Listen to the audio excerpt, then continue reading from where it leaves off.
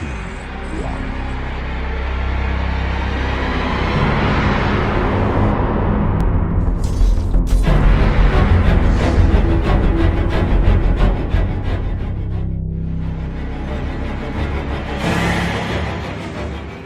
Welcome back to Ghost Powered Entertainment. I'm your host, Kainan Becker, and last night I went and saw Train to Busan 2, Peninsula. Where I live, theaters haven't opened back up yet, but we do have the drive-ins. So last night I went to the drive-ins and saw Peninsula, which is the sequel to Train to Busan. It was pretty cool because it was playing with Train to Busan. So I was able to watch Train to Busan, and then there was that 10-minute intermission during the middle, and bam, right into Peninsula. So one of the big things you should know going in is that yes, they're in the same universe, and yes, the two movies are connected, but no, they're not the same movie. They're very, very different, totally different feel. To me, Train to Busan is the zombie movie with a heart. It's very much about the characters, very much about the daughter and the father and the sacrifice of the father and just the characters throughout the whole movie. It's very heartbreaking in lots of parts of that movie.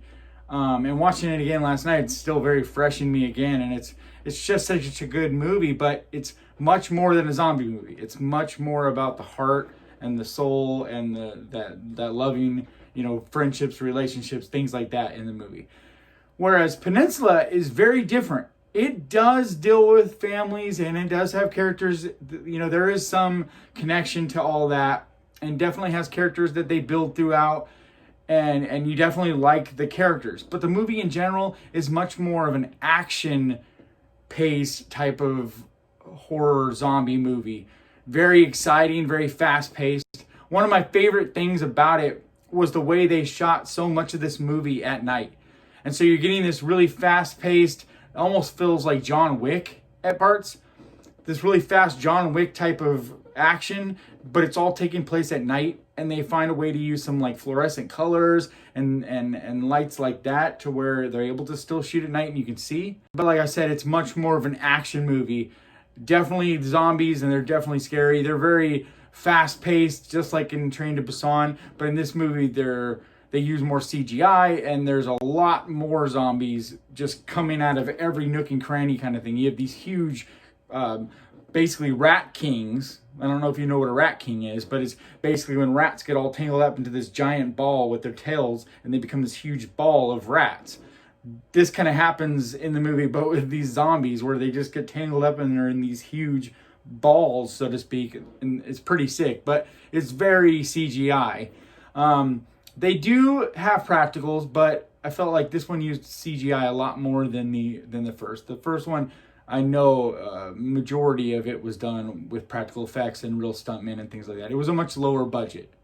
This movie, definitely a bigger budget. And it's very much a global movie. Like, a big chunk of this movie, the language is English. So there's still subtitles through a lot of it, with your main characters. But a lot of the characters are English speaking. And so there's big chunks of the movie that are in English.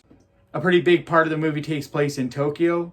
So it's very much like spreading out, and there's parts of it that are on the news where they're talking, kind of like a CNN broadcast talking about this incident that happened. And this movie takes place years after the Train to Busan incident. So like from the jump, there's this whole different feel about it because of that. Instead of it being this beginning outbreak thing, instead what they call the Peninsula, which is where all the zombie outbreak was, is basically quarantined off, and the rest of the world just doesn't go there, basically. And that's where the name Peninsula comes from. The movie has just such a different feel from the very beginning. Like I said, it's much more of an action movie. Lots of machine gun fights and lots of, special ops type of stuff. And then there's a huge portion of it that feels very much apocalyptic. A lot of the chase scenes and stuff feel very Mad Max. If you go into it with an open mind and not expecting the characters from the first one, and to have that feel like the first one, I think you're going to enjoy this. Just go into it expecting more of an action movie and a fun movie. I thought it was a great time. I had a lot of fun. I tried not to compare the two. I tried to really just kind of enjoy it for what it was. And like I said, if you do that and you enjoy it for what it is, I think you'll really enjoy it. I went to the drive-ins and I was able to hear it and see it just fine, whereas some movies at the drive-ins are really dark and really hard to see. And even though most of this movie takes place at night, they do a really good job of you still being able to see what's going on. There's a few moments where it got a little dark, but for the most part, you could see without much problem. So if you have a drive-in, I recommend it there or a theater. But yeah, I mean, I think if you have a chance to get out and go to a theater, this is a really fun one to choose. I've heard not the greatest things about a few other movies that are recently coming out that are going to be in theaters and at drive-ins and stuff. But this one, I can tell you firsthand, I saw it and it's a fun one. It's a good time. All right, guys, thanks for watching. Remember, horror can be fun. Crush that like button and I will see you guys next time.